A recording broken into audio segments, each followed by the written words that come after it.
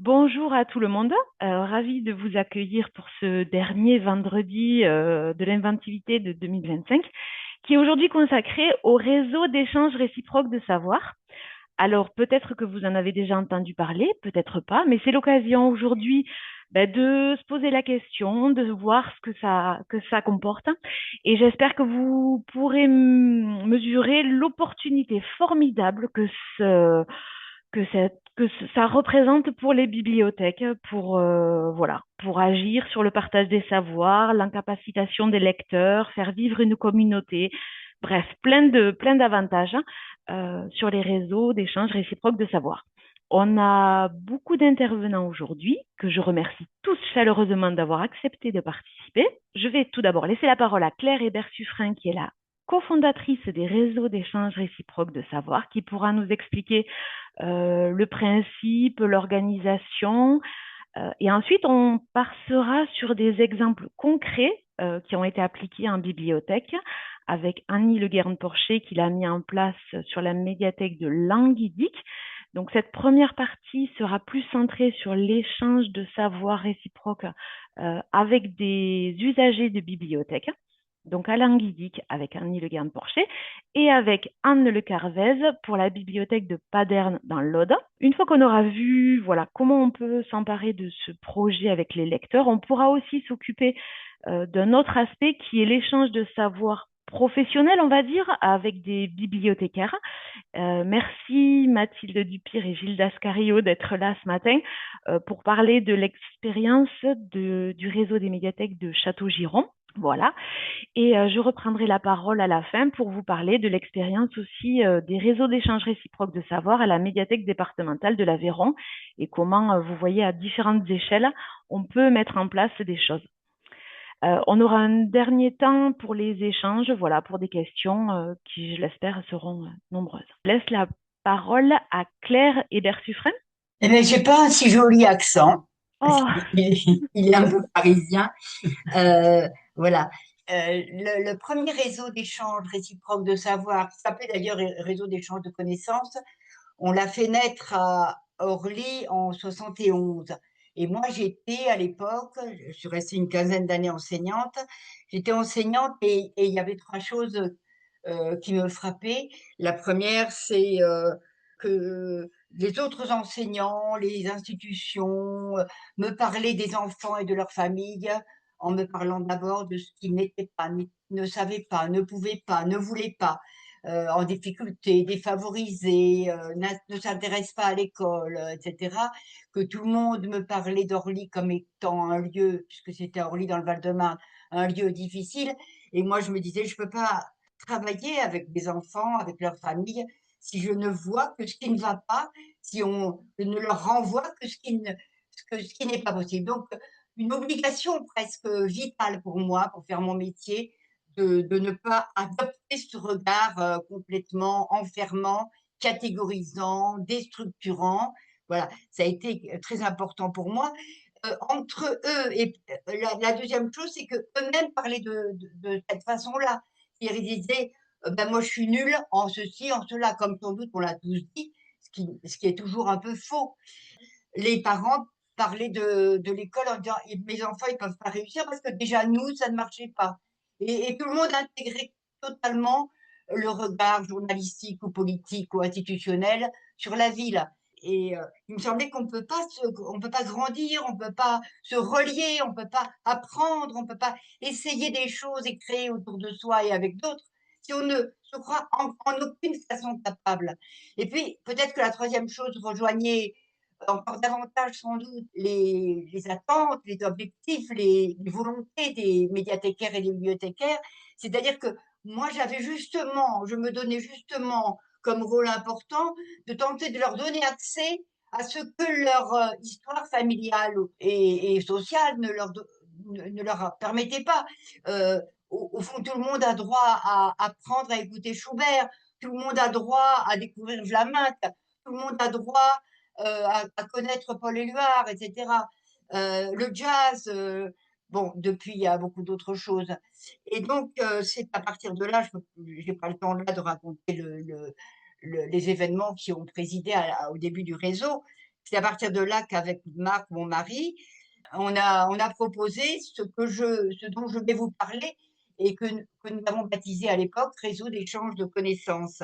Et quand même, dans le démarrage, je vais quand même dire une autre chose, c'est que quand on est venu habiter à Évry, où Marc était élu de la ville, il lui a semblé que les questions que je m'étais posées comme enseignante, au fond, c'est sans doute des questions que nous avons tous à nous poser, puisque lui, il se les est posées comme adjoint au maire, comme politique, en disant on ne peut pas construire une ville, on ne peut pas être une ville ensemble et faire ville ensemble si on ne part pas des savoirs sur la ville, des savoir-faire relationnels, des intelligences et des désirs d'apprendre des habitants. Et donc, c'est là qu'il a mis en place, il a aidé à mettre en place, et évidemment j'y ai beaucoup participé, un deuxième réseau qui s'est appelé, lui, Réseau de formation réciproque. Et c'est seulement pour finir l'histoire, c'est seulement quand en 87, d'autres villes, d'autres institutions, d'autres écoles, d'autres entreprises, etc., se sont emparées en le transformant, en l'adaptant à leur réalité de la démarche, qu'à 25 réseaux de l'époque, on a créé en mai 87 le mouvement des réseaux d'échange réciproque de savoir. Et donc, quand Annie, que vous allez entendre, a été intéressée par la démarche, ça a été le début d'un nouveau réseau, un réseau des médiathécaires et des bibliothécaires intéressés par la démarche, qui eux-mêmes fonctionnent en réseau, puisqu'on se voit régulièrement, le plus souvent en visio, pour s'enrichir des pratiques des uns et des autres. Alors, de quoi s'agit-il? Alors, peut-être tout simplement de ces... on va faire un constat. Je ne peux pas parler à tout le monde ici et entendre tout le monde, mais je suppose que vous serez d'accord avec moi sur ce constat que tout le monde, absolument tout le monde, tout le monde, tout le monde est porteur de savoir et porteur d'ignorance. Alors, s'il y a des gens, en effet, qui pensent qu'ils savent tout, ils sont dangereux. Et s'il y a des gens qui pensent qu'ils savent rien, ils sont dangereux pour eux-mêmes. Hein. Donc ça, c'est un constat. Et de ce constat, qui, à mon avis, est indéniable, sauf à vouloir regarder les autres de haut ou d'en bas, de ce constat, nous faisons un postulat. C'est le postulat de départ qui est donc, comme tout postulat, ce qui va présider à la suite de l'histoire. Le postulat, c'est chacun d'entre nous, et ça vaut pour tout le monde, en raison même de son histoire, de sa vie, de ses relations, de ses pratiques, de ses métiers, tout un chacun, chacun d'entre nous est à la fois savant, alors au sens de celui qui sait, hein, nous sommes tous des gens qui savent quelque chose, qui savent beaucoup plus de choses que nous ne le croyons, et sans doute beaucoup plus que la société ne le sait. Et nous sommes tous des gens qui sommes ignorants. D'ailleurs, on le dit, chaque fois qu'on apprend, on découvre encore plus le champ de ces ignorances. Donc nous sommes tous, le postulat, tous savants et ignorants. Donc, à partir de ce postulat, nous allons proposer, nous allons inviter, en fait, c'est une invitation, chacun de ceux qui sont d'accord avec ce postulat, nous allons les inviter à offrir des savoirs, c'est-à-dire à dire, mais moi, ce que je sais, je veux bien le partager avec d'autres, et à demander des savoirs, c'est-à-dire à dire, ben voilà, moi, j'aimerais bien apprendre ceci ou cela, et après tout, je souhaiterais être accompagné pour mieux apprendre par quelqu'un qui le sait déjà. Et donc, à partir de cette invitation, eh bien, le troisième pôle de ce fondement pratique, c'est chacun peut être enseignant, c'est-à-dire aider l'autre à apprendre, accompagner l'apprentissage de l'autre, et apprenant, c'est-à-dire apprendre grâce à l'autre. Alors concrètement, ça veut dire quoi? Moi, par exemple, dans mon réseau, j'ai offert la danse folklorique et j'ai demandé de l'économie. En voyant ma demande d'économie, une quinzaine de personnes qui n'y avaient pas pensé, mais qui peut-être, sans le savoir vraiment, en avaient envie, une quinzaine de personnes ont fait aussi une demande d'économie. Alors, évidemment, j'avais précisé économie, comprendre le marché de l'emploi, comprendre les questions du chômage, comprendre les théories de l'économie, savoir lire un article d'économie sur mon pays, etc., etc. Et on a trouvé deux personnes, un habitant d'Evry et un professeur de l'université d'Evry, qui ont fait l'offre d'économie. On les a, je vous donne déjà un peu le principe de fonctionnement, on leur a on a organisé la rencontre pour qu'ils se mettent en relation, ce qui veut dire que les offreurs commencent par écouter les attentes des demandeurs, ce qui quand même est un peu l'inverse des mécanismes les plus courants, hein, que les offreurs commencent par écouter les demandes et poser des questions et ensuite écoutent ce que les offreurs peuvent offrir, ils se mettent d'accord sur les contenus, ils se mettent d'accord sur comment ils veulent s'y prendre, peut-être en discutant, peut-être en faisant un cours, peut-être en faisant des travaux pratiques, enfin ça dépend des groupes, et ils se mettent d'accord sur les modalités concrètes. Et nous, par exemple, pour le groupe économie, on se voyait une fois par mois, ça a duré 4 ans, une fois par mois chez les uns, chez les autres. Et dans le groupe économie, vous aviez Céline, qui, elle, par ailleurs, apprenait aussi le remplayage de chaises, mais qui, donc, recevait l'économie et offrait l'espagnol. Elle offrait l'espagnol à Marie-Thérèse, donc, et 2 autres personnes. Marie-Thérèse, elle, a commencé par donner un soutien scolaire à des enfants, puis à apprendre à lire à un jeune turc de 16 ans. Vous aviez aussi Jean-François qui offrait les maths à un élève de quatrième, etc., etc., etc. Voilà l'idée. Et je vais peut-être prendre un tout petit peu plus de temps pour parler des principes, on va dire conceptuels, des conceptions sur lesquelles ce projet repose. Ce projet repose sur 3 conceptions principales qui vont en entraîner d'autres. La première, c'est une conception des savoirs. La conception des savoirs, je pense que nous nous retrouvons complètement avec les choix et les préoccupations, ça va toujours ensemble, les choix et les préoccupations, des médiathécaires et des bibliothécaires. Tous les savoirs sont de droit pour tous. Et ça, c'est pas rien. C'est pas rien.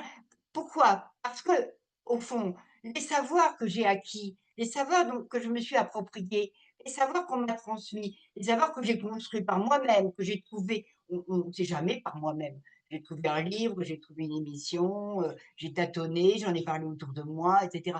Ils ont tous été construits, élaborés par d'autres, hein. Et de quel droit quelqu'un en serait propriétaire? Et donc, dire que tous les savoirs sont de droit pour tous, c'est une belle idée politique, démocratique, culturelle, sauf que cette idée-là, pour la mettre en œuvre, pour la mettre en place, et quand vous voyez par exemple, même dans un réseau d'échange de diplômes de savoir, Madame Lalouani qui, au bout de 10 ans de réseau, fait toujours l'offre de couscous et fait toujours la demande de couture, et ben là, on se dit qu'on n'a pas fait notre boulot. Peut-être par des méthodes de réseau, de porosité entre les personnes de rencontre, pour lui faire découvrir pourquoi pas que la philosophie, elle est pour tout le monde. Le droit à connaître, à comprendre ce qu'est la philosophie, ce qu'est travailler ensemble sur le sens de nos vies, et bien c'est de droit pour tout le monde. Et donc, je pense, moi, que ça rejoint ce que vos préoccupations. Comment tous les savoirs qu'on peut rencontrer dans ce commun de la connaissance qu'une bibliothèque ou une médiathèque, comment il va être accessible, rendu accessible, y compris à ceux qui n'ont pas l'habitude d'aller dans la médiathèque et la bibliothèque. On est bien là-dedans. La deuxième idée sur les savoirs, c'est que on va me dire oui, mais est-ce que c'est un savoir? Est-ce qu'on le sait vraiment? Aucun savoir n'est complet, ça c'est clair. Et aucun savoir n'est définitif. On voit bien tout le travail des théoriciens, y compris en physique, en chimie, etc. Mais c'est surtout dire qu'est-ce que c'est qu'un savoir dans notre conception? C'est le résultat d'un apprentissage. Donc c'est le contraire même d'une opinion. C'est parce qu'on a appris quelque chose qu'on le sait un peu. Et ça va nous entraîner à une autre dimension des savoirs, c'est on va au moins dans le réseau les considérer comme incomparables. On ne va pas les comparer. Nous savons bien que dans la société, les savoirs sont hiérarchisés. Eh bien ici, on ne va pas les hiérarchiser. Parce que c'est chacun qui va pouvoir les hiérarchiser pour lui-même. Pour le moment, pour moi, qui me balade dans le Sahara, j'exagère un peu. Mais savoir où est le puits est plus intéressant que des connaissances sur l'histoire de France du Moyen Âge. Pour le moment, en ce moment-là. Hein. Et donc, on va dans le réseau considérer que les savoirs sont incomparables et même incommensurables. On ne peut pas les mesurer pour les comparer les uns aux autres parce que ça dépend du besoin et du désir des personnes qui en sont les porteurs ou qui en sont les demandeurs. Et donc ça va nous amener à quelque chose de très intéressant au niveau de la réciprocité, à une dynamique de parité qui va être intéressante. Donc, pour les savoirs, je ne vais pas aller plus loin. Peut-être simplement dire qu'ils sont incommensurables parce que chaque savoir lui-même est un tissu de savoir. Parce que chaque savoir est en réseau avec d'autres savoirs. À partir de la, la tarte faite avec des pois chiches, on a pu arriver jusqu'à l'histoire du pois chiche, la diététique, l'agriculture, l'archéologie et la littérature, c'est un exemple. Et donc, le deuxième principe théorique, c'est une conception de la réciprocité. La réciprocité, elle existe, on le verra tout à l'heure, sans doute avec Anne, elle existe dès lors que nous sommes en relation les uns avec les autres et que les relations sont bonnes. Ce que je donne, quand je donne quelque chose et que je le donne avec plaisir et que c'est reçu avec plaisir, mais il y a déjà là une forme de réciprocité, évidemment. Là, nous la définissons un tout petit peu plus, on va dire, plus pédagogiquement, plus éthiquement presque. Il s'agit de dire que si chacun d'entre nous est offreur et demandeur, ça redit plusieurs choses. Ça dit le droit pour chacun de donner, d'être celui qui donne quelque chose aux autres, qui apporte quelque chose à quelqu'un d'autre, à son quartier, à sa société. C'est-à-dire que ça redit le droit pour chacun d'être attendu pour ce qu'il peut apporter. Et ce droit d'être attendu pour ce qu'il peut apporter permet à chacun d'apprendre à recevoir aussi, et donc d'apprendre. Et cela met en place une dynamique de parité dans laquelle peu à peu on découvre que au-delà des métiers qui catégorisent, au-delà des milieux sociaux qui catégorisent, au-delà des quartiers qui catégorisent, mais peut-être qu'on est tout simplement des égaux au sens où on est tous des gens capables d'apprendre et de transmettre et d'avoir le droit de construire en nous l'intention d'instruire autrui. Et on s'aperçoit que cette réciprocité, elle est tout à fait intéressante parce que quand j'offre des savoirs, quand j'ai l'intention d'apporter mes savoirs, il y a au moins trois moments où ça m'apporte quelque chose à moi en termes d'apprentissage. C'est le moment où je prépare, où j'explore ce que je veux transmettre et donc je réexplore mes propres savoirs. C'est le moment où je les reformule et c'est le moment où les autres me posent des questions qui me permettent de les regarder autrement. Le troisième pôle tout à fait important, donc une conception des savoirs, une conception de la réciprocité comme dynamique relationnelle, paritaire et d'apprentissage, et peut-être même sans doute démocratique. Et puis un troisième pôle qui est une organisation en réseau ouvert. On pourrait presque dire d'ailleurs que est-ce que c'est vraiment en réseau ouvert seulement ou est-ce que c'est en dynamique à géométrie variable? Au sens où c'est pas une personne qui apprend à une, qui apprend à une, qui apprend à une. Ça peut être une qui apprend à 5, dont l'une apprend à 2, dont l'une apprend à 10, dont l'une apprend à 8, chacun étant celui qui offre et demande. Et donc, dans cette dynamique de réseau, je pense qu'il y a quasiment une force démocratique à condition que ce soit des réseaux transversaux à travers nos intérêts et qui ne refassent pas des hiérarchies et qui soient fondés sur, on pourrait dire, trois dimensions un peu paradoxales. C'est-à-dire qu'un réseau, c'est pas quelque chose, c'est pas une organisation où il y a quelqu'un qui commande tout et qui dirige tout. Les réseaux, au moins, je ne parle pas des mafias, je ne parle pas des réseaux institutionnels, etc. Les réseaux que nous voulons faire sont des réseaux dans lesquels il n'y a pas un centre commandeur. Par contre, si ça ne peut pas fonctionner s'il n'y a pas un centre organisateur, qui est une équipe, qui peut être des professionnels, etc. Et puis, ça ne fonctionnera pas en réseau si peu à peu, chacun n'est pas considéré comme central dans le réseau pour ce qu'il y apporte, que ce soit la dentelle ou sa capacité d'accueillir et d'organiser des fêtes, d'organiser le réseau, de rendre visibles les offres et demandes, etc., etc. Donc on est devant une conception un peu paradoxale.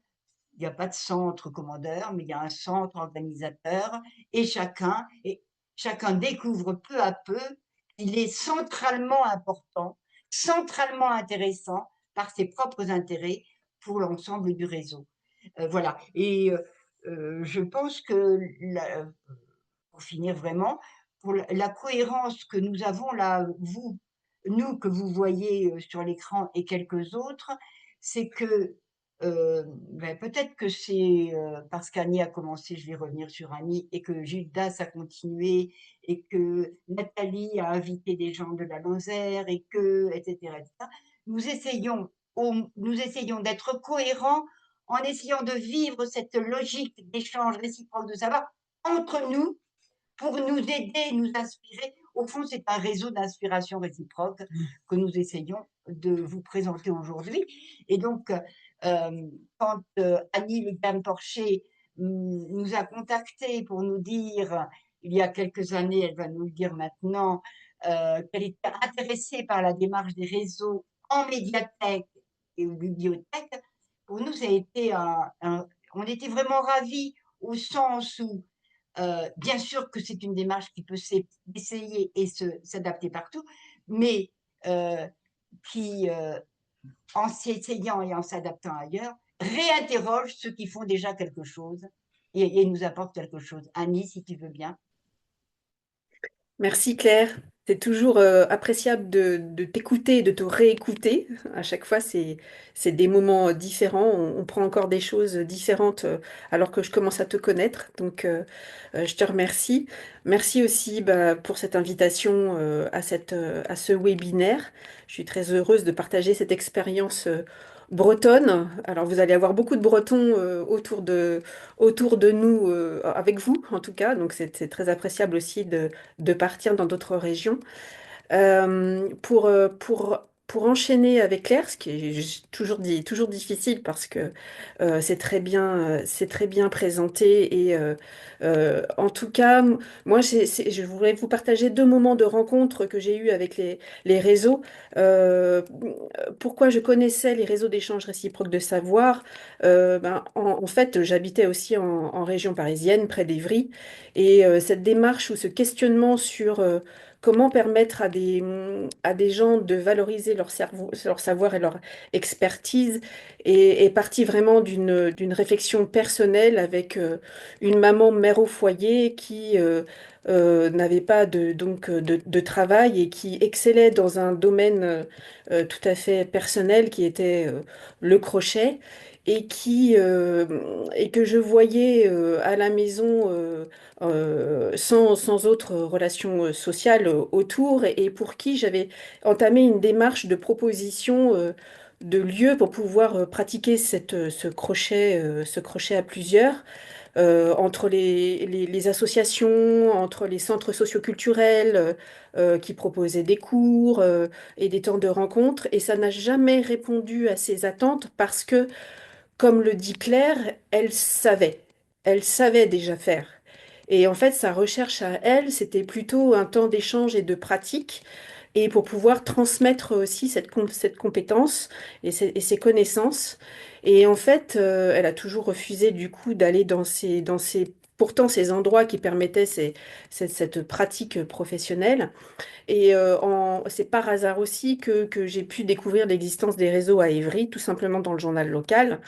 Et l'autre problématique qui s'est imposée pour elle, ça a été le fait qu'elle était pas mobile et que du coup, elle ne pouvait aller à distance pratiquer cet échange de savoir et que donc euh, cette réflexion-là, elle ne l'a pas mise en œuvre pour aller dans la bibliothèque du coin, puisqu'à l'époque, il n'y avait pas de réseau d'échange réciproque de savoir dans une bibliothèque. Et donc, quand moi j'ai entamé une démarche après une professionnelle de réflexion sur comment on peut développer la fréquentation d'une médiathèque, j'avais en tête moi cette expérience aussi autour des échanges de savoir non résolus et ce qui a réactivé le lien avec les réseaux il y a maintenant 10 ans, déjà 10 ans, c'est le constat, c'est l'analyse de ce qui se passait dans la médiathèque où j'étais, donc à Languidic, un lieu très fréquenté avec, pour vous situer, c'est une ville de 8 000 habitants, avec à peu près 30% d'inscrits, donc une belle dynamique de fréquentation de l'espace. Pour autant, mon constat, quand j'observais le public, était très circonstancié, mais en même temps très frustrant, parce qu'en fait, au niveau des usages de la médiathèque, c'était très individualisé. Les gens venaient à la médiathèque pour pratiquer une activité individuelle ou de la formation ou de l'apprentissage sur place, mais à aucun moment il y avait du lien entre ces personnes. Jusqu'à ce que je vois arriver un jour une adhérente avec sa mallette de couture qui a pris l'espace de la bibliothèque comme un espace de rencontre et de pratique au début que je pensais individuelle. Mais au final, elle avait donné rendez-vous dans la médiathèque à un groupe de mamans pour pouvoir réaliser des costumes dans le cadre d'une fête d'école. Et elles se sont donné régulièrement rendez-vous pour pouvoir donc pratiquer la couture, mais aussi utiliser l'espace, utiliser la documentation autour, qui allait de la bande dessinée d'Astérix à l'utilisation de manuels d'apprentissage. La précision étant que l'événement à préparer est tourné autour d'Astérix et Cléopâtre. Et donc voilà, de la BD au manuel documentaire pour pouvoir faire des déguisements, tout était utilisé dans cet espace-là existant pour pouvoir mettre en œuvre ce dont on parle, la transmission d'un savoir et d'un savoir-faire. Donc c'est à ce moment-là que ça a pu réactiver en moi ce que j'avais gardé en mode frustration à l'époque, ce contact certainement à faire avec un mouvement qui avait déjà pratiqué depuis là maintenant depuis très longtemps hein, cette pratique de réseau d'échange réciproque des savoirs. Et je me disais que l'occasion était trop belle pour pas essayer de contacter le réseau Éclair pour lui demander si la structure pouvait être labellisée et être en tant que telle, que la bibliothèque soit en tant que telle un réseau d'échange réciproque des savoirs. Donc j'avais la méthodologie que vous a expliquée. Je suis allée un peu plus loin dans la démarche parce que j'ai cherché un outil pour mettre en réseau les adhérents qui participaient à cette dynamique-là. Et un outil que j'ai trouvé vraiment par hasard, qui s'appelait Steeple, qui s'appelle toujours Steeple, qui est une plateforme numérique en ligne qui permet aux gens de se retrouver 24 heures sur 24, s'ils le souhaitent, sur cette plateforme de discussion communautaire, mais qui pouvait tout de même se restreindre à un groupe de personnes identifiées. Et pour moi, ça allait être les adhérents de la médiathèque. Toute personne inscrite à la médiathèque pouvait entrer sur cette plateforme et échanger sur sur cette plateforme. Donc, cette plateforme Steeple, alors il a fallu que la municipalité le porte, hein, puisqu'il y avait une adhésion à prendre pour que la communauté puisse entrer, qu'on puisse l'utiliser. Donc, il fallait que la municipalité s'abonne à cette plateforme. L'abonnement incluait du coup, l'abonnement à la bibliothèque incluait l'abonnement aussi à la plateforme. Donc, il y avait pour tout à chacun possibilité, dans son abonnement de médiathèque, d'accéder à la plateforme et de déposer des offres et des demandes selon la méthodologie proposée par les réseaux. C'était un espace avec comme un mur de publication. Donc ça aussi, dans les réseaux d'échange et savoir, il y a des tableaux d'offres et de demandes. Eh bien, ça me transformait en numérique cette expression des offres et des demandes. Et l'idée, c'était que eh bien, les adhérents s'autogèrent, fassent des rendez-vous à la médiathèque, individuels ou collectifs, en fonction des créneaux auxquels ils étaient disponibles. Ce qui nécessitait de notre part l'ouverture parfois, mais de manière accompagnée, en dehors d'horaires habituels de l'équipement, pour pouvoir permettre réellement la rencontre au moment où les gens étaient disponibles du coup pouvoir aussi s'adapter à ces réseaux d'échange de savoir informels et ça ancrait la rencontre dans l'équipement de manière officielle. Donc ces moments-là d'échange se construisaient au fur et à mesure de l'année. On a réussi à faire des réseaux qui étaient, donc comme je vous disais, parfois à 2, à 3, mais parfois à 20 personnes. On a réussi aussi à faire que les groupes entre eux se retrouvent et s'échangent des savoirs. On avait cette relation aussi avec les adhérents très particulière parce que, comme dit Claire, on était organisateurs, certes, mais on avait aussi envie, nous, de partager nos savoirs de bibliothécaires et nos compétences propres.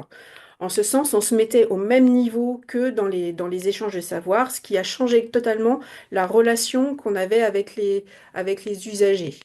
Et donc, il y avait une nouvelle dynamique qui s'était instituée, deux groupes que je ne considérais absolument pas d'ailleurs comme des bénévoles. C'était des citoyens qui venaient entre eux s'échanger des compétences. Et on avait un dialogue constant entre ces groupes constitués et la collection documentaire, eux-mêmes allant chercher dans la collection des compléments à leur savoir-faire, ou nous proposant à leur tour des titres pour pouvoir alimenter la collection en question. Donc, on était, si vous voulez, aussi dans une dynamique et on le reste d'ailleurs, de politique documentaire où les personnes devenaient des points des éléments de ressources pour pouvoir être aussi, pour faire aussi vivre cette collection qu'on avait sur les étagères. Donc, on avait une dynamique de politique documentaire avec ces personnes-là. Ce dialogue constant entre la collection et les groupes, pour moi, c'était central parce que on parlait à ce moment-là de bibliothèque vivante.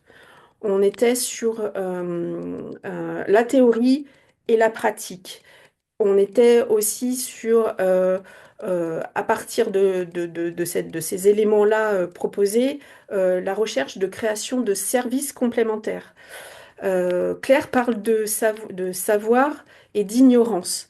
Dans l'expression de l'ignorance des gens, à partir du moment où ils avaient cette possibilité-là de l'exprimer, on avait moyen comme je vous disais, d'acheter des documents pour compléter, puisqu'ils signifiaient qu'ils ne savaient pas quelque chose et donc c'était un manque. On mettait aussi en place des services spécifiques puisqu'en fait, des gens avaient par exemple besoin de comment on commençait à échanger autour de la grénothèque, se sont fait une grénothèque interne. Et ben, nous avons décidé de créer ce service-là de grénothèque de manière officielle. Dans cette dynamique-là, il y avait un enrichissement mutuel qui a fait que la dynamique a très rapidement pris que l'effet de bouche à oreille a fait que des gens venaient à la médiathèque d'abord pour le réseau et ensuite s'inscrivaient dans la structure. Ce qu'on cherche évidemment quand on met aussi en place un service, c'est cette possibilité-là d'aller jusqu'à l'inscription. Et puis d'aller aussi sur du participatif, c'est-à-dire que les personnes et les propositions qu'elles faisaient s'inscrivaient dans un programme complet aussi de propositions et d'animation, avec la volonté de dire que ce n'était pas la bibliothèque qui organisait, c'était le groupe constitué qui organisait et qui faisait une proposition. Ça a été le cas l'après-midi jeu, de clubs de lecture qui permettaient aussi de faire des rencontres avec des auteurs. On avait ainsi une visibilité de ce qui se faisait dans ces groupes en interne. Donc ça a fonctionné comme cela pendant 10 ans. On est allé On est allé jusqu'à 300 à 350 personnes sur cette plateforme avec différents niveaux d'implication. Alors ça continue toujours, puisqu'aujourd'hui, bon, je ne suis plus à Languidic, mais je sais que ça continue toujours à fonctionner. Et cette dynamique-là, elle a du sens en médiathèque, parce qu'évidemment, on parle de savoir, on parle d'apprentissage. On parle de participatif. Le mot qui compte pour moi encore plus aujourd'hui, c'est la notion d'apprenance, de bibliothèque apprenante, comme un espace qui permet aux gens et de la mise en condition, la mise à condition, en condition pour que les apprentissages se fassent et qu'on soit complémentaire d'autres réseaux apprenants sur une ville comme l'école, comme les universités, comme les universités du temps libre. Alors aujourd'hui, moi je suis à Lorient, j'ai ce réseau là beaucoup plus dense autour de lieux apprenants qui permet d'envisager autrement les réseaux. Mais du coup, au début, si je parlais de participatif, aujourd'hui, vraiment, j'intègre beaucoup plus ce réseau dans la notion de bibliothèque apprenante pour aller plus loin dans la démarche aussi sur un territoire.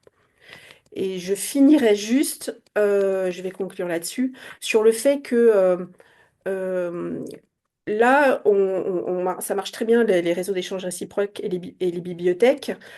Pour autant, on peut commencer tout à fait par accueillir un réseau qui existe dans sa ville et l'accueillir à la bibliothèque. Mais j'encourage vraiment les bibliothécaires à aller beaucoup plus loin dans ce lien, d'une part pour être acteurs de ce réseau d'organisateurs, mais de se mettre dans ces groupes-là existants. Et ensuite, on parle de la valorisation et du sentiment de légitimité que les gens peuvent rechercher quand ils transmettent leur savoir. Moi, je vais aussi plus loin en disant il faut documenter, il faut collecter, donc la plateforme le permettait aussi. Il faut cataloguer les savoirs. Donc, on avait une démarche aussi où on rentrait comme un exemplaire, hein. On rentrait des mots matières et il était possible comme ça de retrouver sur un même sujet autant un livre qu'une personne ressource. Mais ça participe aussi de ce sentiment de reconnaissance de ce que les gens peuvent nous apporter avec ce qu'ils sont dans leur connaissance et et leur ignorance. Anne connaît l'existence des réseaux depuis très longtemps.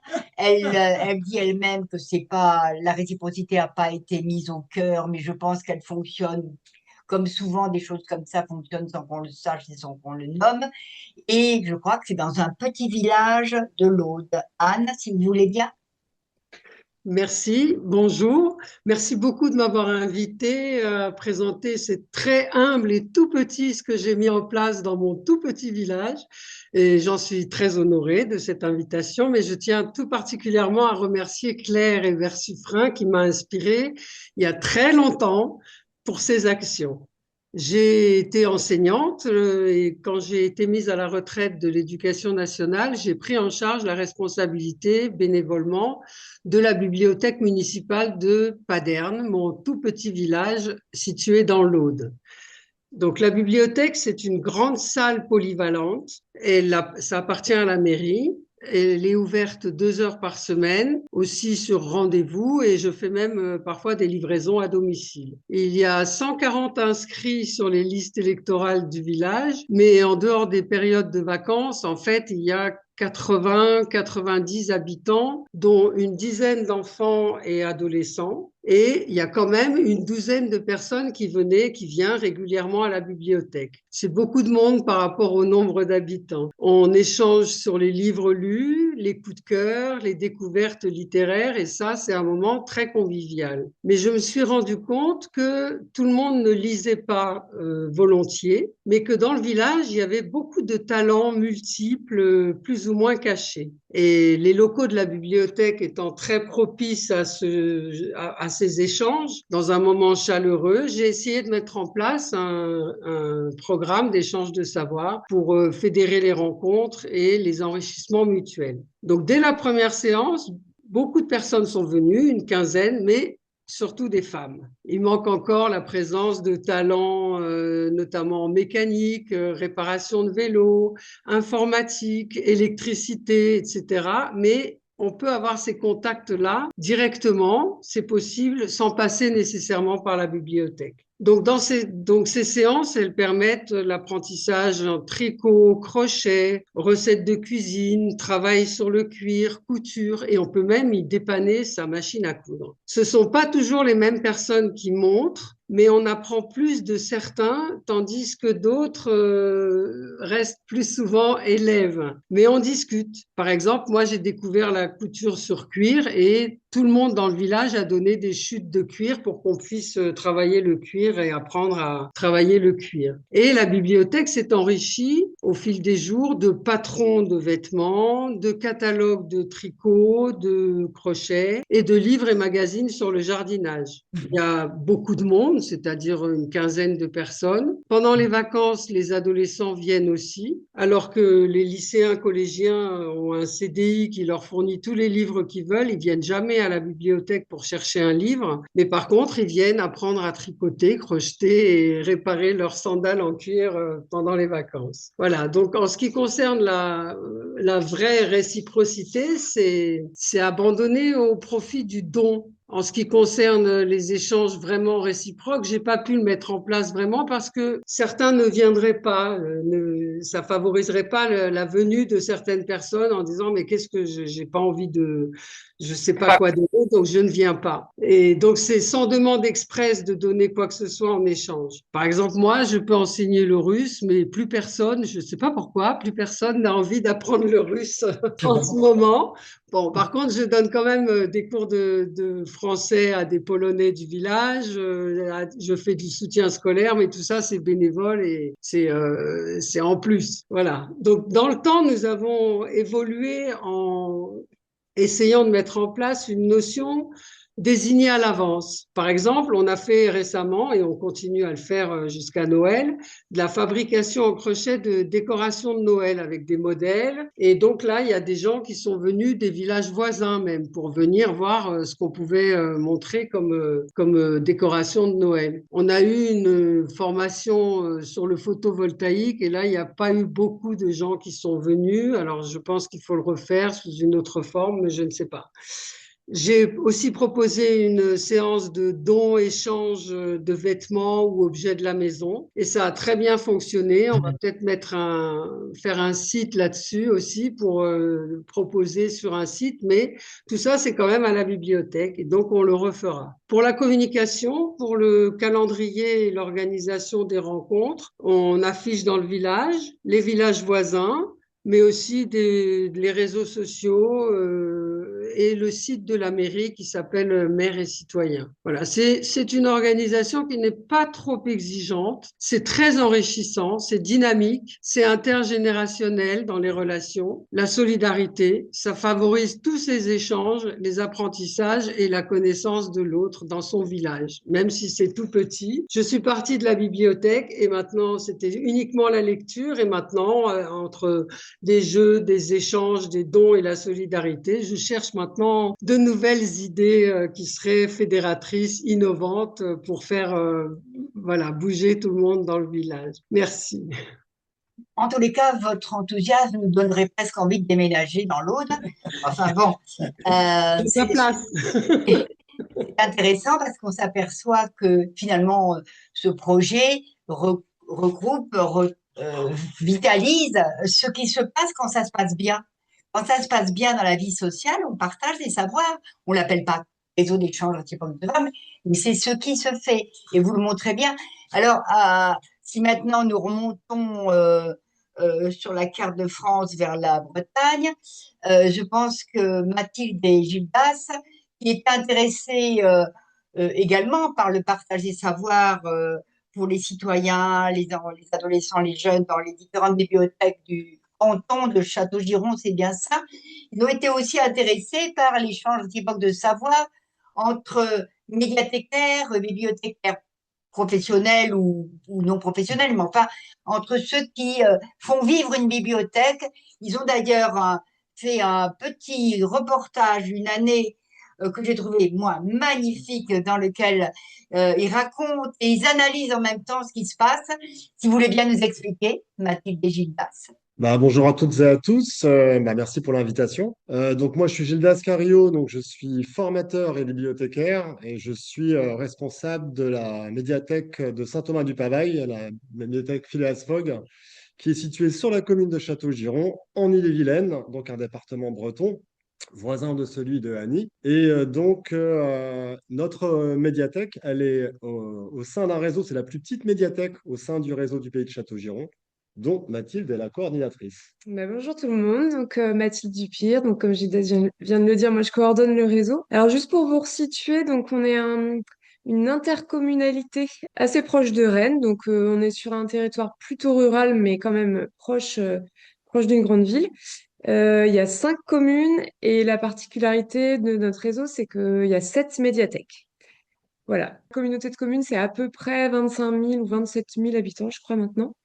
Et puis, dans notre réseau de médiathèques, on a à peu près 23 agents et plus d'une centaine de bénévoles. Globalement, le fonctionnement du réseau, c'est un réseau avec donc des médiathèques municipales et une coordination intercommunale. Voilà un peu pour présenter le réseau rapidement. Alors moi, je vais vous reparler un petit peu de comment on en est arrivé là, d'où cette histoire elle part. Ça me semble vraiment important, ce que Claire en a parlé, c'est une histoire de rebond, tout ça. J'appelle ça des fois même des projets rebonds.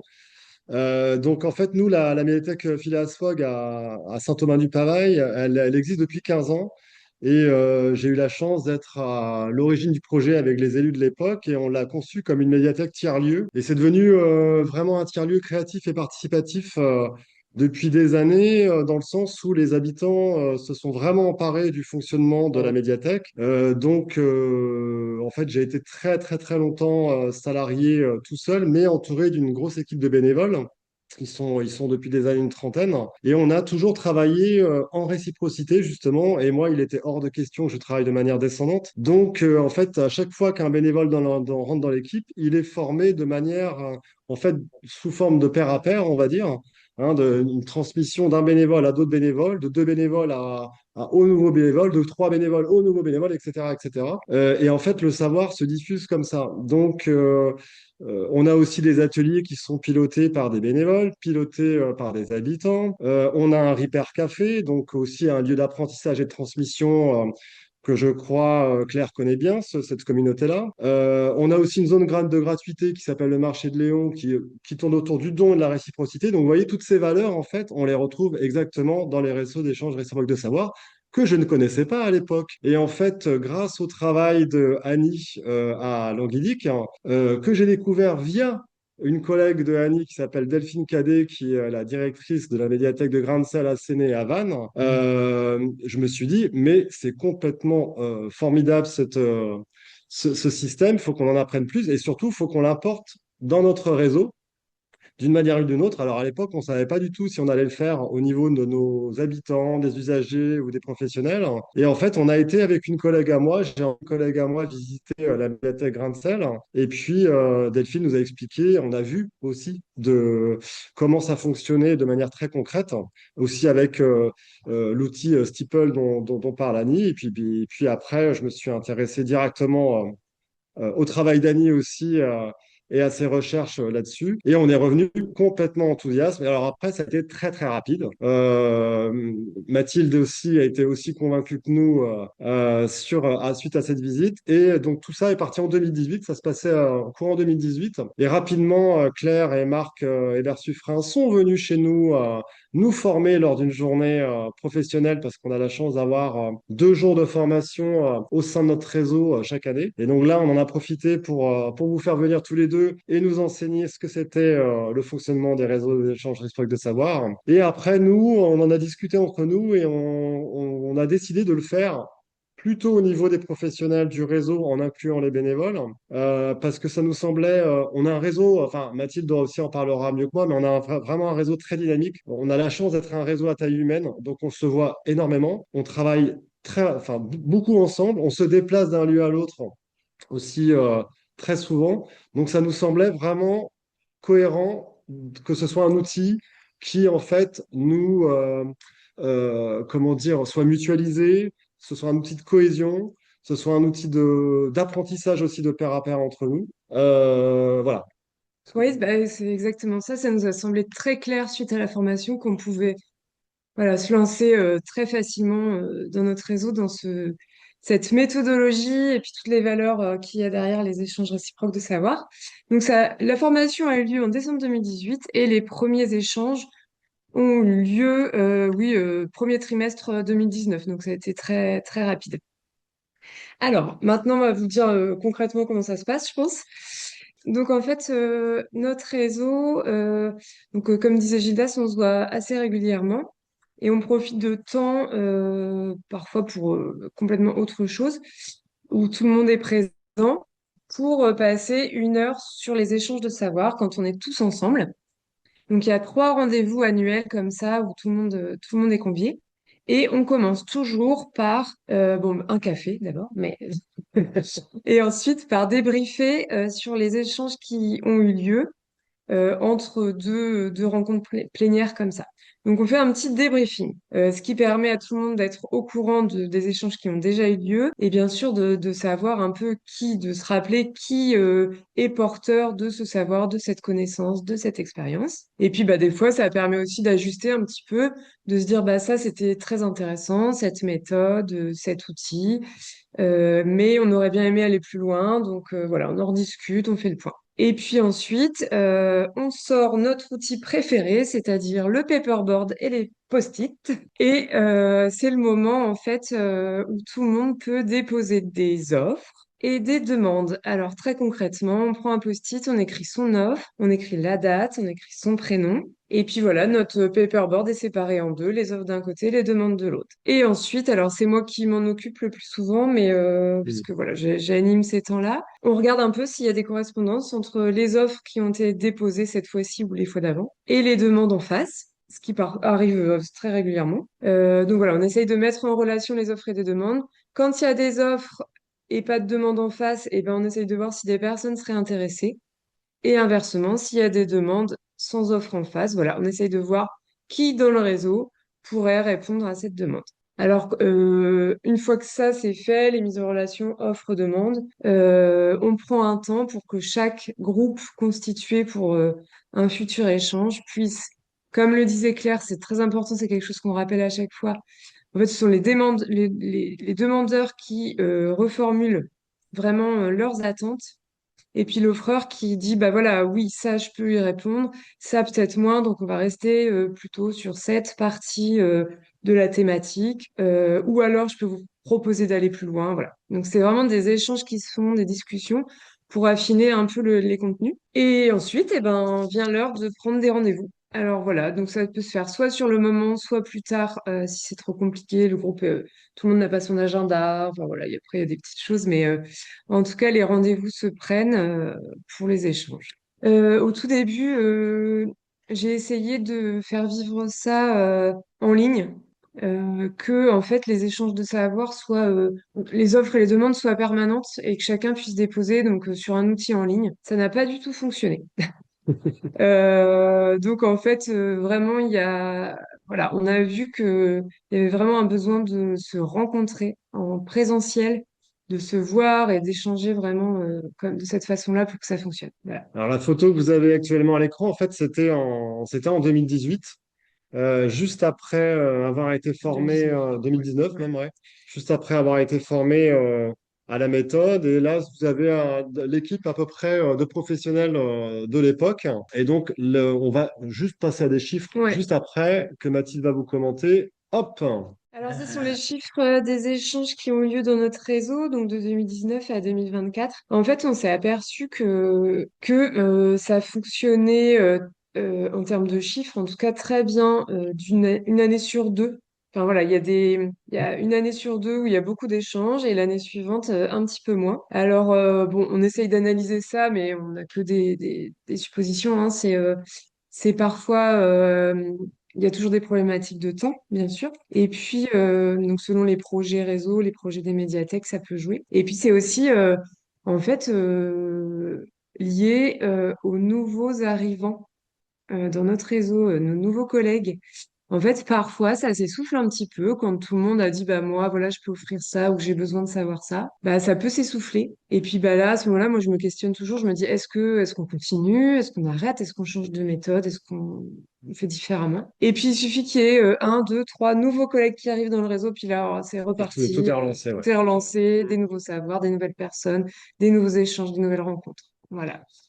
Alors, on va vous mettre quelques exemples de thématiques qu'on a. Donc là, vous voyez, par exemple, là, ça porte sur la classification des documents, créer de nouvelles formes de réunion, savoir prendre des photos pour la com, proposer un atelier de légumes lacto-fermentés. Alors, on vous a mis un échantillon, on a eu beaucoup depuis quelques années. On voit aussi d'autres, la gestion d'un planning et la gestion des budgets, travailler comment on travaille sur ORB, construire et animer un escape game, des accueils de classe, animer un atelier d'écriture. Donc, voilà un exemple de... On est sur des sujets vraiment. Alors, il y a beaucoup de choses en lien avec l'animation et ce qui va directement être apporté aux usagers, des animations, des ateliers, etc. Il y a toute une partie sur les outils professionnels, forcément. Et puis d'autres outils qui sont pas forcément liés que aux médiathèques, mais qui peuvent être transversaux, voilà, sur utiliser Excel, etc. Ou savoir prendre des photos, faire de la communication. Donc voilà, il y a ces trois types en général, de domaines. Et il y a quelque chose qui a évolué, moi je trouve, au fil des années, c'est que souvent ça part d'un offreur, effectivement, mais de plus en plus au sein de nos rencontres, on se rencontre de manière collective, sans qu'il y ait d'offreur particulier, pour débattre en fait d'un sujet, et après on va s'inspirer au sein du collectif des expériences de chacun et chacune. Donc on a fait un peu des fois évoluer la forme, mais il est complètement inséré dans les échanges de savoir. Alors cette nouvelle forme, en fait, ouais, comme tu disais, Gilda, c'est venu voilà, on travaille sur plein de sujets en échange de savoir, et en fait, au bout d'un moment, les collègues se disent, mais faut vraiment qu'on travaille ensemble sur ça. On va créer ça ensemble, une animation, un escape game. Enfin, ça peut être plein de choses. Et donc on a créé une troisième catégorie. Donc on a les offres, les demandes et les sujets qu'on a appelés pour aller plus loin. Exactement. Et ensuite, alors c'est pour reprendre des extraits de l'article qu'on avait coécrit tous les deux avec Mathilde à l'époque, dont Claire parlait tout à l'heure. On avait essayé de demander à nos collègues de l'époque, et je pense pas que c'est énormément changé en fait si on les questionnait maintenant, que vous ont apporté les échanges de savoir pro. Évidemment, ça parlait de nouvelles compétences, de cohésion dans l'équipe, de découvrir que chacun, comme le disait Claire, est porteur de savoir. Mais souvent, on a beau connaître nos collègues depuis très longtemps, on est très étonné des savoirs qu'ils ne savaient pas, dont ils ne nous avaient pas parlé, ou des compétences qu'on n'avait pas devinées. Quand on demande quels bénéfices ils en retirent dans leur fonction quotidienne, et bien là, comme on le voit, hein, plusieurs échanges m'ont permis d'acquérir des connaissances de manière rapide et d'améliorer mon quotidien. Beaucoup m'ont aussi fait réfléchir à mon métier, une connaissance élargie du métier, une facilité de communication entre collègues de différentes médiathèques, des connaissances que j'applique dans mes missions. Et puis, avez-vous appliqué les savoirs transmis? Si oui, comment? Bah là, on a notre collègue du numérique qui dit qu'il a pu comment dire, renouveler aussi et créer son programme d'animation, que des fois ça fait gagner du temps, que voilà, une dernière collègue qui parle de la communication aussi quand elle a dû aussi faire une annonce pour du recrutement, etc., etc. Alors voilà, c'est un petit exemple. Et puis pour finir, est-ce qu'ils vous ont permis de mieux connaître vos collègues? Évidemment que oui, parce que ça porte, et puis comme c'est mis là, ça porte un nouveau regard aussi sur qui on est en tant qu'individu bibliothécaire et puis aussi groupe et collectif. Et puis, souhaitez-vous que ces échanges perdurent? Oui, nous, de toute façon, c'est renouvelé chaque année. On ne s'est pas du tout posé la question on aurait pu très bien arrêter, passer sur un autre outil.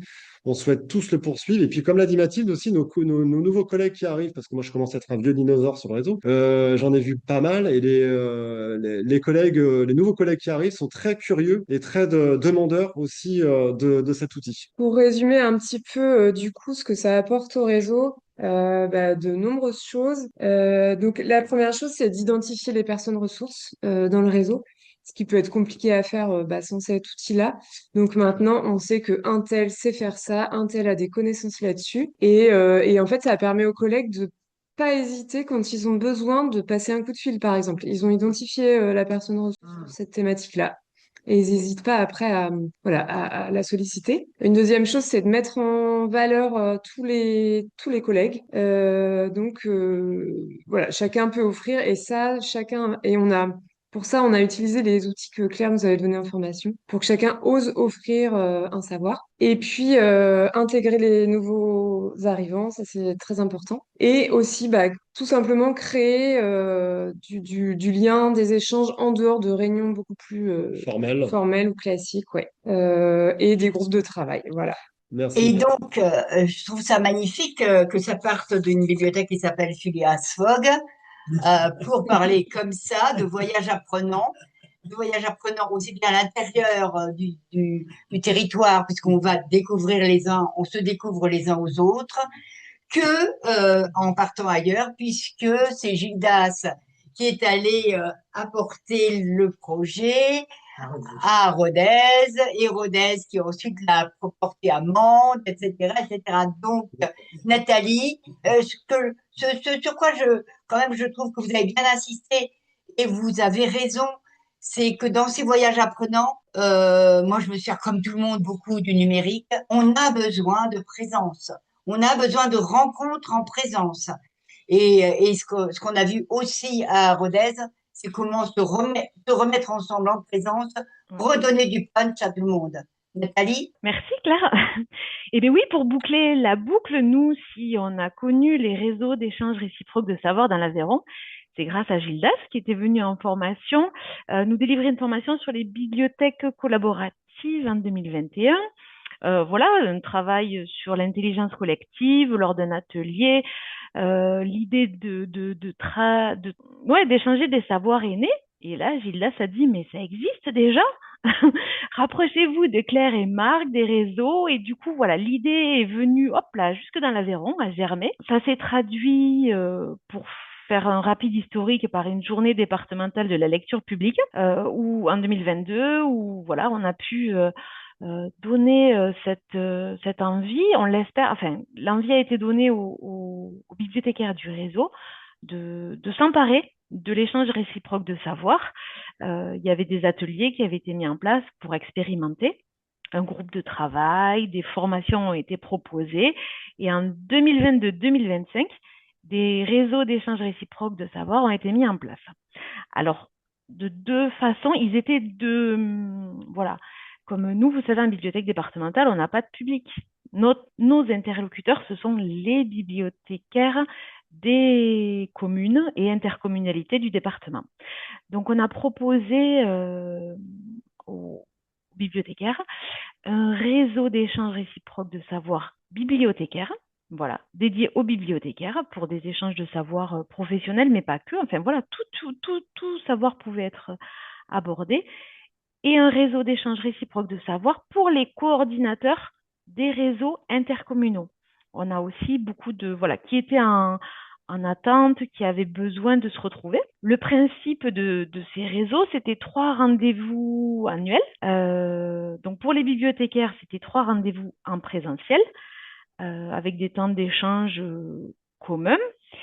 Et pour les coordinateurs, c'était 3 rendez-vous, je vous l'ai dit, 1 en présentiel et 2 en visio. Parce que c'est là où ça m'amène à notre principale difficulté, que je garderai pour la fin, en fait. Je ne vais pas vous dévoiler la fin de mon propos. Mais juste pour vous dire que voilà, ces réseaux ont démarré, ça a été chouette, mais notre principale difficulté, nous, c'est qu'on s'adresse à des gens qui sont éclatés sur tout le département. Et donc, du coup, c'était à la fois une difficulté et une force. Donc, la visio permettait de rassembler les gens, mais il nous fallait un outil. On a mis en place un Padlet. C'est un outil numérique collaboratif qui permettait de recenser, parce que le principe, comme ça a déjà été dit au cours de la matinée, c'est voilà, on fait des offres de savoir et on demande des savoirs. Donc cet outil nous permettait, vous voyez, de mettre à jour les calendriers, d'établir les calendriers de rencontres, mais aussi d'avoir à tout moment et de n'importe qui, de n'importe quel participant au réseau, où on en était, des offres et des demandes. Voilà. Donc c'était pour vous montrer cet outil qui a bien fonctionné. Et effectivement, comme l'a dit, je sais plus, voilà, on a essaimé aussi un petit peu sur la Lozère, on voit des demandes de la Lozère. Et je vais juste vous montrer l'autre Padlet. Donc, outil numérique, il suffit de donner l'adresse et n'importe qui peut contribuer à ce Padlet, alimenter, voir, consulter et ajouter des colonnes. Celui-là, c'était celui des coordinateurs qui était un petit peu différent parce qu'on avait aussi une large partie avec de la documentation professionnelle. Il y avait un besoin, voilà, d'avoir un lieu ressource où les coordinateurs pouvaient venir chercher, voilà, de la documentation et, je vais un peu vite, hein, faire des offres. Vous voyez, c'était on a toujours une colonne offre, une colonne demande, les échanges qui vont arriver et les savoirs réalisés. Et ce qui me permet d'aborder la troisième partie de mon propos, c'est quelles ont été les réussites et les difficultés de nos réseaux. Ben, comme je vous le disais, la distance et l'éloignement géographique. La visio, c'était une bonne idée, mais c'est peut-être là aussi où nous, ça a peut-être un peu pêché. On a eu un essoufflement.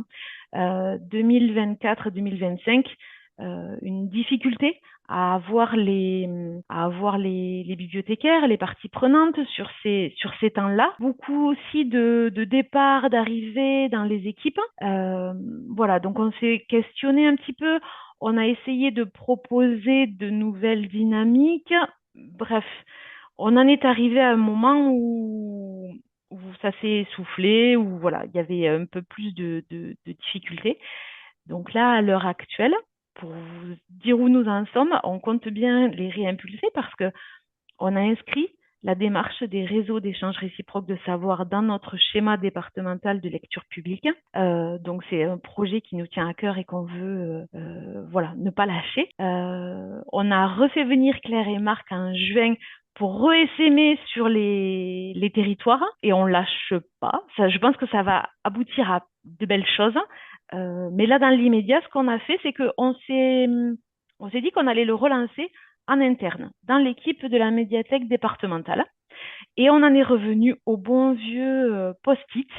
Donc, en salle de pause, on a un tableau et on a choisi un temps commun, c'est-à-dire qu'après les réunions de service, on a un temps dédié, tous ensemble, où on fait le point sur qui offre, qui demande. On s'aperçoit que comme c'est en salle de pause, il y a des petits post-it qui apparaissent des fois sur les temps voilà, de repas ou au café. Et les échanges se font en dehors de ces temps collectifs. Là, par exemple, celui qui a eu lieu le mois dernier, un collègue qui proposait d'apprendre comment gérer les tâches dans notre messagerie Outlook, les tâches de travail. Donc voilà, on se dit que c'est l'occasion pour que toute l'équipe puisse diffuser, enfin l'information, c'est de maîtriser et de le mettre en application chacun individuellement. Et j'avais même peut-être une petite photo. Je peux vous montrer notre magnifique tableau de post-it pour rendre les choses, voilà, de façon plus concrète, avec une partie demande. Les post-it en jaune sont des demandes, les post-it en vert sont des offres, et toute la partie basse, c'est ce qu'on a réussi à mettre en relation. Voilà, et des choses qui vont se faire et un petit calendrier au milieu pour essayer de planifier tout ça.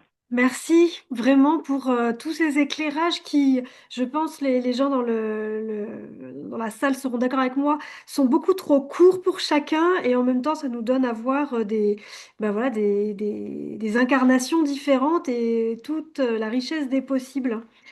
Dans le chat, il y a eu plusieurs questions, en particulier pour Mathilde et Gildas. Euh, Est-ce que votre projet concerne uniquement les salariés ou également les bénévoles? Alors, ça concerne aussi les bénévoles, mais alors je pense que là, moi, je fais mon mea culpa, c'est qu'aussi on pense, enfin pour ma part, pas assez souvent à les inviter parce qu'on est sur des temps de travail aussi qui sont liés à notre réseau.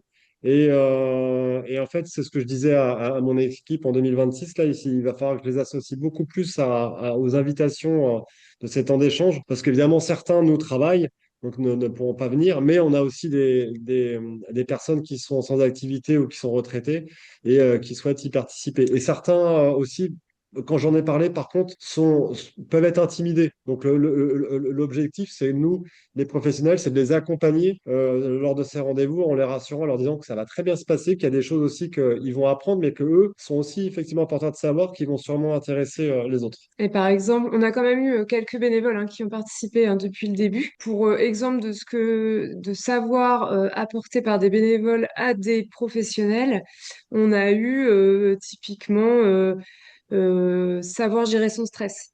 Voilà, savoir prendre la parole en public. Qu'est-ce qu'on a eu d'autre? Je ne sais plus. Enfin, voilà, des thématiques un peu plus transversales en fait, mais voilà, qui sont Donc plutôt applicables du forcément savoir-être que du savoir-faire. dans le milieu Ouais. professionnel. Ouais, ouais, ouais. Et puis après, ça peut être aussi autour de l'informatique, des choses comme ça. Et très rapidement, si je peux rajouter une chose qui me paraît importante, c'est que quels que soient les exemples dont on a parlé chacun et chacune, en fait, si on n'a pas une personne pour incarner, pour animer et faciliter ces temps, ça ne fonctionne pas. Chez nous, c'est Mathilde qui a été formée et qui pilote tout ça. Et je pense dans chaque réseau, il y en a. Annie, c'était Annie. À Grain de Sel, ils sont plusieurs. Ils ont tous été formés pour faciliter, animer ces temps. Mais ça me paraît essentiel, si on n'a personne qui fédère et qui pilote et qui facilite ces temps, ça ne peut pas fonctionner pour moi. Oui, j'ai été aussi touchée par cette idée de réseau avec un besoin d'une figure non pas qui commande, mais qui organise. Ouais. Ça fait tout à fait écho dans ma pratique. Une autre question pour vous, c'était, est-il possible d'évaluer le temps d'organisation en dehors des plénières? Alors, le temps d'organisation, je pense que c'est les échanges de savoir en eux-mêmes, en dehors des plénières. Donc, ça dépend vraiment de chacun. Il faut savoir que comme on est dans un cadre professionnel, le sous-entendu, le prérequis, c'est que chacun va valider sa présence à des échanges de savoir avec sa hiérarchie, bien sûr. Donc, sa hiérarchie responsable de médiathèque, etc. Après, chacun s'organise comme il souhaite par rapport à ça. Donc, il y a des personnes qui vont participer à un échange de 2 heures dans l'année. D'autres, ça va être beaucoup plus régulier. Et en fait, je m'aperçois que les personnes qui souvent participent le plus sont les agents des médiathèques où ils sont seuls ou quasi seuls agents dans leur structure. Il y a un vrai besoin, du coup, de travailler avec d'autres. Donc, ça dépend vraiment des besoins. Et puis, selon les besoins aussi, voilà, si on envisage de proposer tel ou tel type d'animation, bah, voilà, on va avoir besoin d'en apprendre plus de la part des collègues à ce moment-là. Donc c'est assez variable, mais c'est chacun fait comme il le souhaite On va dire, ou le peut. en moyenne, c'est de 1 heure à 2 heures. Hein. Et chaque échange Ça- dure, Ouais, ouais, ouais, ouais, ouais, ouais. ouais, c'est ça, ouais. Il y a eu quelques thématiques qui ont nécessité 2 rendez-vous de 2 heures chacun, par exemple.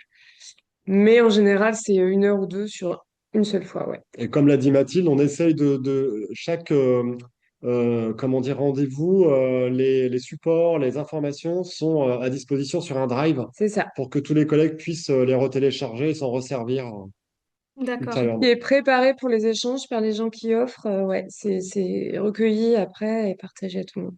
d'accord.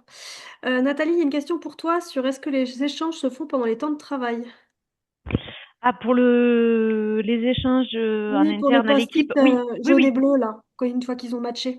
Oui, ça c'est sur le temps de travail. Oui, oui, c'est comme je le disais, c'est inscrit dans notre schéma départemental de lecture publique. Donc nous, c'est un vrai projet qu'on a repris en équipe et ça se fait sur le temps de travail. Il y a une question de la médiathèque de Cugnot qui dit, lorsque vous faites intervenir des bénévoles, est-il nécessaire d'établir une convention et quel est le cadre réglementaire applicable? Bonjour à toutes et à tous. C'est sur des propositions d'usagers réguliers qui viennent faire profiter nos autres usagers de leur savoir divers et variés. Et donc, on est à cheval entre une espèce de prêt de salle et je voulais savoir s'il y avait justement un cadre réglementaire ou si ça nécessitait justement d'établir une convention, avoir un retour d'expérience chez tout le monde. Bon, Merci. merci, merci. Donc en fait, je disais qu'on n'était pas considérés comme des bénévoles, et d'ailleurs ça a été aussi validé par la municipalité, puisqu'en fait c'était des échanges entre les adhérents, et donc on n'était pas sur, sur la participation de cette activité qu'ils proposaient comme étant un élément constitutif d'un service ou d'une activité de la bibliothèque professionnelle. Donc c'est vrai que c'est un peu particulier on ne faisait, mais en tout cas, ils n'étaient pas considérés comme des bénévoles. Après, sur des prêts de salles ou l'occupation d'un lieu, il y avait toujours quelqu'un de présent de la médiathèque aux heures où se déroulait l'activité. Donc, on n'avait pas de système de convention où on prêtait un lieu. Par contre, on faisait à chaque fois qu'il y avait un bibliothécaire qui était là et qui était aussi de toute façon un facilitateur de groupe ou d'accueil. Donc voilà. Quand c'était compliqué pour pouvoir recevoir les gens, le groupe se délocalisait ailleurs dans la ville. Et en ça, ça continuait d'être un réseau d'échange réciproque des savoirs qui partait de chez nous, mais qui avait lieu ailleurs. Et donc, par exemple, un groupe s'est retrouvé dans un café pour continuer à faire une activité de tricot.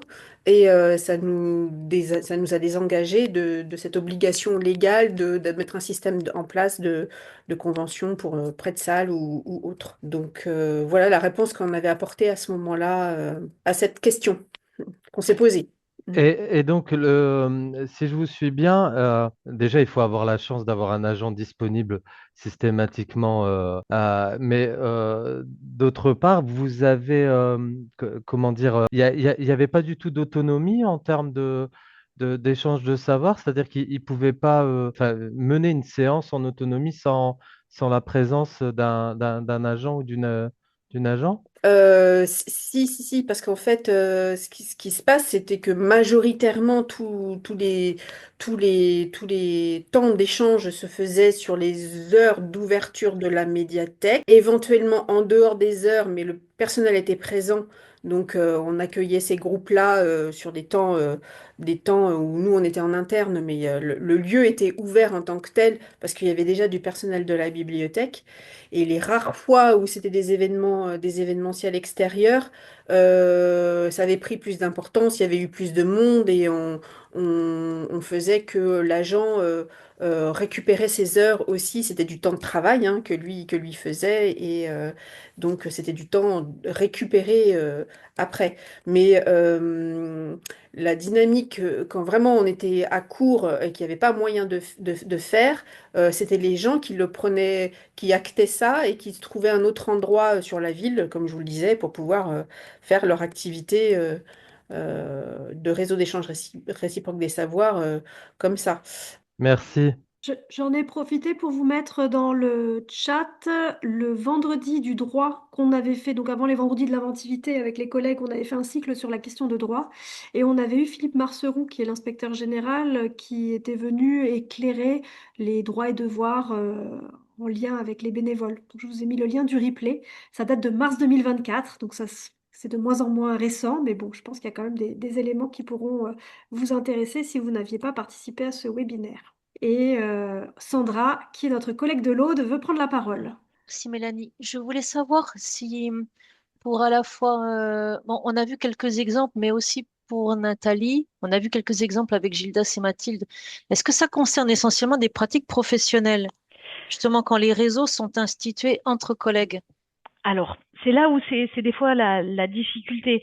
Nous, on a décidé de pas, pour l'impulser, de pas se mettre de limite au début, parce que voilà, on n'a pas axé forcément sur des savoirs professionnels, parce qu'on s'aperçoit que ben, des fois on a des besoins qui ne sont pas purement limités dans le cadre de l'exercice. Là, j'ai pas d'exemple en tête. Il faudrait que je revoie mon post. Par exemple, voilà, cadrer une photo.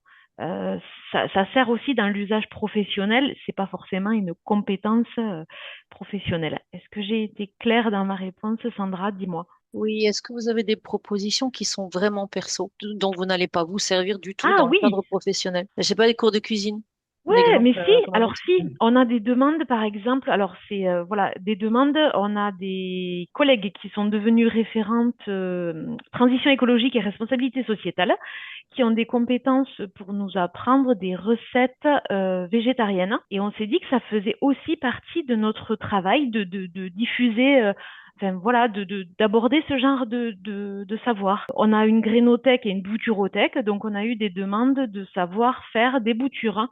Voilà, c'est très varié, ça peut aller au-delà du cadre. On a décidé de ne pas se mettre trop de cadre justement dans cette expérimentation. Claire, tu voulais rajouter quelque chose Si. peut-être? Oui, je voulais dire que ce que je trouve intéressant dans ces exemples-là, c'est que ça nous fait un peu sortir des silos que nous avons dans nos têtes en termes de catégories des savoirs, et que, au fond, si on se posait la question, non pas de savoir seulement professionnel, mais utile professionnellement, ce qui élargit davantage la notion, euh, on va s'apercevoir que en échangeant, par exemple, de la cuisine, on arrive à mieux se connaître, on arrive à comprendre des choses au niveau des systèmes d'apprentissage et de transmission. On peut même faire des liens avec des conceptions de la cuisine dans différentes cultures, etc. Je pense que le fait de nous pousser à sortir de nos silos, André de Peretti il disait même sortir de nos clapiers, carrément, euh, peut-être ça redéfinit, alors on n'a plus le temps là, mais que ça redéfinit peut-être non seulement le métier de médiathécaire et de bibliothécaire, mais que ça peut même redéfinir le métier des médiathèques. Et que je voulais simplement rajouter, euh, enfin, vous l'avez sans doute ressenti, que c'est enthousiasmant, mais que c'est difficile et que quand il y a des difficultés, les difficultés aident à penser la façon de faire au lieu de les regarder comme bah, c'est difficile, on n'est peut-être pas bon, mais c'est difficile parce que c'est difficile, parce que ça va un peu à l'encontre d'un certain nombre de choses contre lesquelles on a envie de se bagarrer dans les évolutions sociales actuelle. Et donc, qu'en effet, c'est simple à comprendre et complexe à mettre en œuvre. Et que si on n'oublie jamais ça, que tout le monde peut comprendre. Moi, j'ai vu des enfants de maternelle comprendre immédiatement et le vivre, des gens qui ont été dans la logique de l'illettrisme comprendre immédiatement et le vivre. Donc, c'est simple à comprendre. Mais c'est complexe dans ses dimensions et c'est quelquefois compliqué à mettre en œuvre. Mais je pense que les médiathécaires et les bibliothécaires, qu'ils soient professionnels ou bénévoles, ils ont les savoir-faire utiles pour faire vivre ce projet. Il y a des choses que vous savez faire qui sont des bonnes choses pour faire vivre ce projet. Voilà, il me semble que. Et donc, pourquoi pas la cuisine, mais vous savez qu'à travers la cuisine, il y a beaucoup plus d'autres choses qui vont se passer que la cuisine. Voilà. Mais quel mot de la fin incroyable. Je crois qu'il n'y a plus de questions, mais il y a plutôt des remerciements et des personnes qui disent que ce webinaire a été une source d'enrichissement et d'inspiration pour eux. C'est un webinaire pas comme les autres, puisque c'est un webinaire qui a duré 1h30. Et je vous remercie en tout cas pour vos échanges fort inspirants, fort inventifs. Merci encore à vous tous et je vous souhaite de très bonnes fêtes de fin d'année.